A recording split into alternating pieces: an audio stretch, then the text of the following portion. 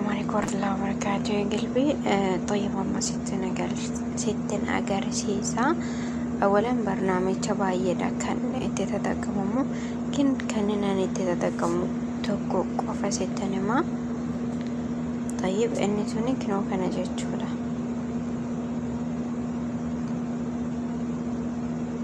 سكن تمام كويس ستين أجرسيسا كنوتي اوكي كنو كان تبو فتيتي كيسا سينتا يجولا او كان ترانغو ديرو توكو شوية الرادلتا انسينا اكو مسينتين كنوتي جلا كانت مولتا سورانسا sim jettee gara bitaatti gisee gaffaatee jettee sii dhufa jechuudha. Fuula isaa jijjiiruu barbaadde tamaam tokkuma tuqxee haala kana qayaayyarte jechuudha.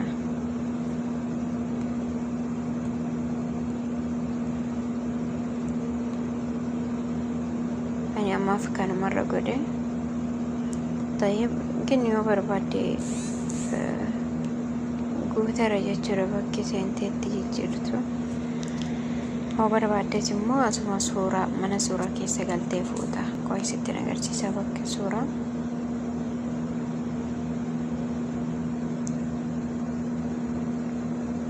Manni suuraa bakka safarii fakkaattu zeeroo as jirtu tan isheedha. Yeroo takka tuqxee haala kanaan dhufa jechuudha. Kanaan booda bakka suuraan jirtu import kan jettu tana tuqxa.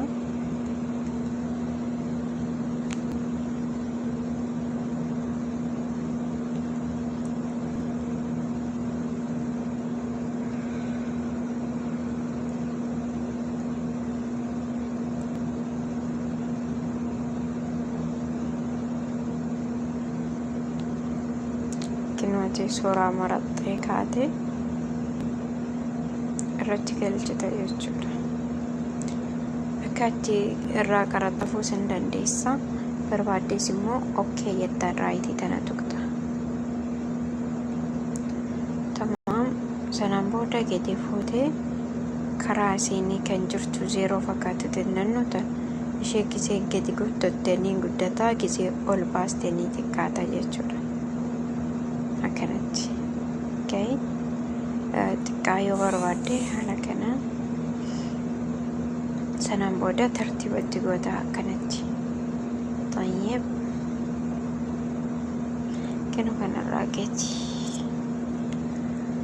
Ammas isumatti deebitee suuraa biraa fudhatta. Suuraa baay'ee yoo barbaadde hanga barbaaddetti gochuu hin dandeessa jechuudha.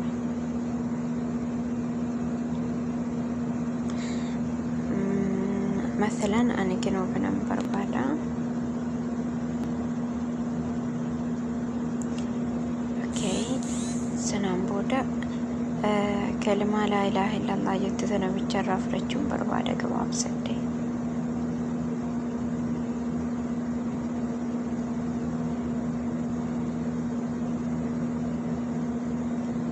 شفتي تنام بودا رايتي تنا تبدا أوه دي بتي قواب سجو دنديسا أنا كنا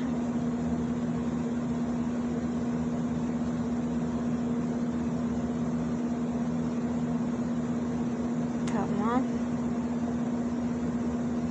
كان اسكت تستيك والقطاتو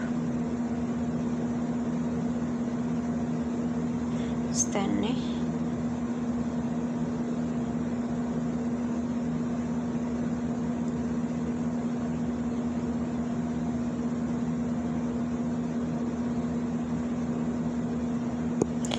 haala kanaan taqnaabramee ture. Yoo barbaadden sadii soo ta'e maaf mushkila. Lamaanis haala kanaan sadiis immoo barbaachise dhaqee fuudha.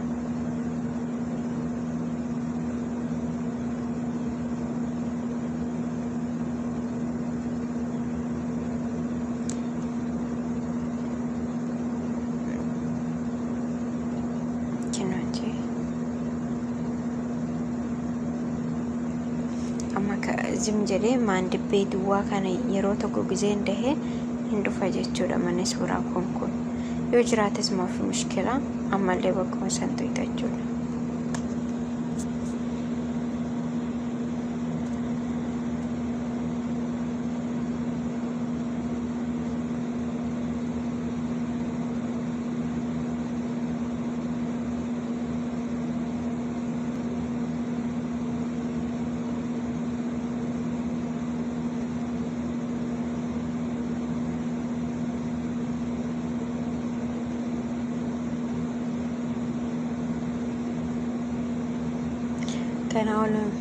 kana gadi bu'uun danda'u suuraan jira waan ta'eef alas yakfi hanga haaluma kana naga wanta barbaadanitti hidhachuu dandeessan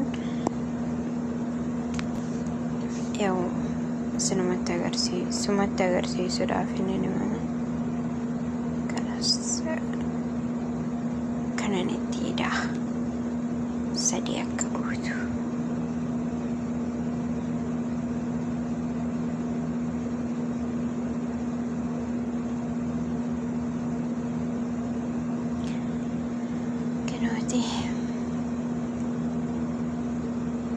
barbaannes irraa qaraxxafuu dandeenya haala kanaan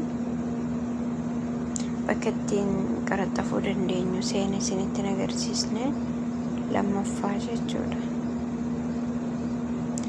na duraa sirraa baate lammaffaa bakka seentanii itti qaraxxafattan yookaan bakka seentee itti qaraxxafattu sitti agarsiisa. amma sirrii ta'ee jira.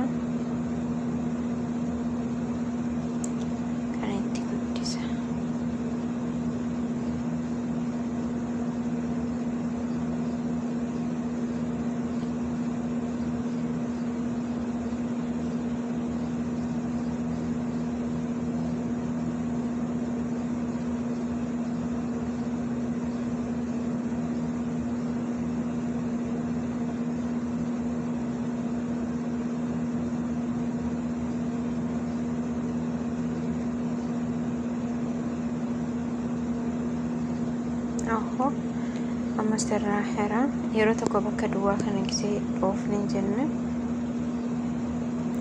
hin dhufa jechuudha. bakki misaalee bakka duwwaa miti suuraa sani malee kana gabaabsuu yoon barbaade ishee san hin tuqaasin jedhe kinoo akkanatti dhahee naan jedhe kinoo kana dhufa kan itti qaraxxafan kirooppa kan jettu tana jechuudha. ta'iif amma kinoo kun adii baay'ee qaba miti isa san irraa qaraxxafa bakka tana seene jechuudha.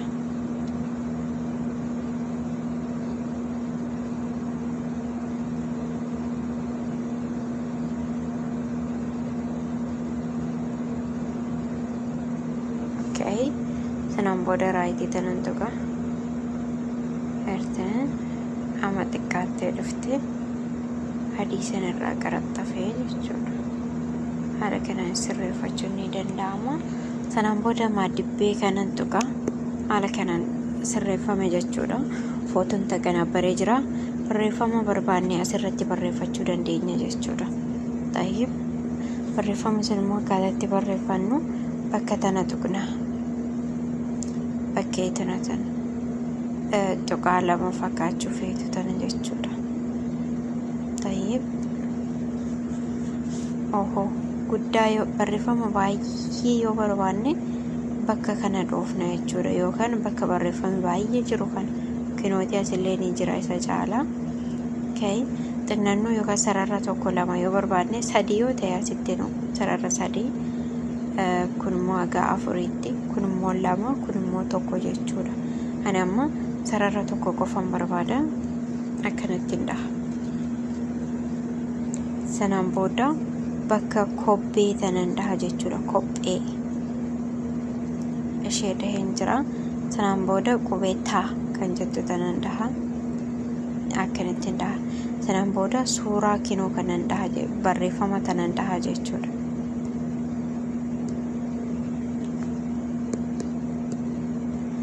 yeroo tokko lama itti deddeebitanii yeroo dhooftanii ni dhufa. sanaan booda bakkee tana dhahee yookaan irraa hin dallataa ingiliffa kana.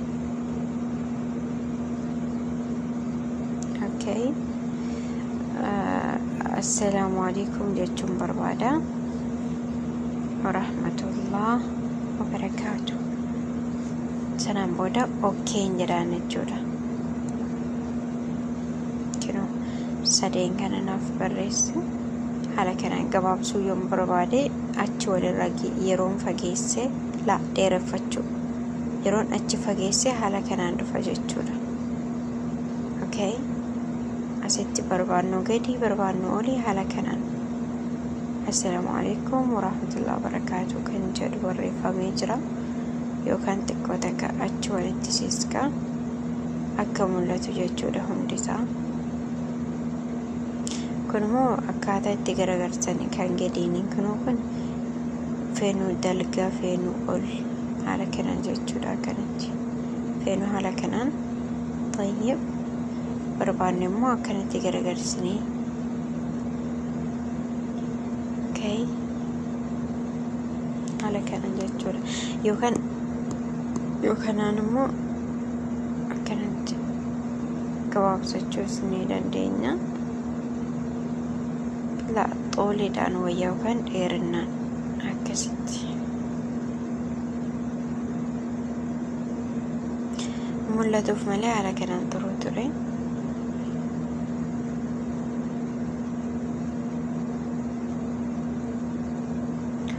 Kanas abaayyachuu haaluma kanaan yookaan salaamtaa qofaas barreessinee maaf mushkila booda itti aansina jechuudha. Warahmatullah kan jedhu booda wabarakaatu kan jedhu akkasitti dhedheeraa ta'e yoo barbaanne jechuudha. Sanaan booda ardii faatii kana gisee dhoofne barreeffama kun irraa bada. Wanni kun kinoo khaxiiwwan kun irraa bada jechuudha. Kinooti akkanatti jechuudha. Hada wallahu a'lam. Sanaan booda bakka eeksii tana dhoofna. As eeksii jirtu tana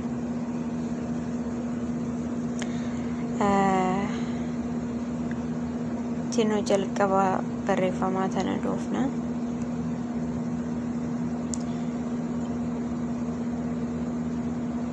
Inni hanan biraatti da'achuudhaaf jechuudha. Hamma yoo tuqne malee daddafee hin dhufu. Tayyib ahleen ammallee barreeffama akkinuu kanan dhaha. Okay jechuudha. Warra fageeffadha deeniyyuu muraasa waan taateef hin fagaattu. Kanaaf barbaanne as keessas keewwanne karas haala kanaan mijeeffanne. Sanaan booda isheetinoo tana bakka tana dhoofna jechuudha. Booda immoo xiyyaadha. Kinu kun barreeffama bichatti agarsiisa. Asla moo laazim dhoofus baannu jechuudha. Yookaan barbaachisu keessa baanaa raayitii godhan keessa baay'ee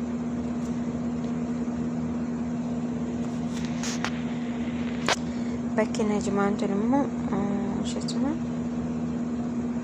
barreeffama harakaatii qabdu jechuudha. Waardaa mina nadhaara dhahu kinoo barreeffama akkana kalas mul'atin haali yoo akkaataa ittiin tatakkamtu akkasiif mijatuuf. Sanaan booda raayitii gisee goone achirratti dhaabbata jechuudha. Okay. Suuraa kana akkamitti akka fudhannee dhaqnu sheerii bakka sheerettu tana gara waatsaappii qabannee dhaqna.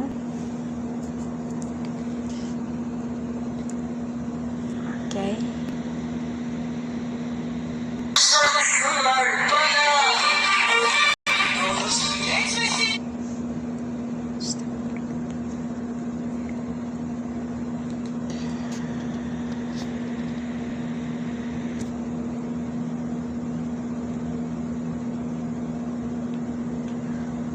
Khalid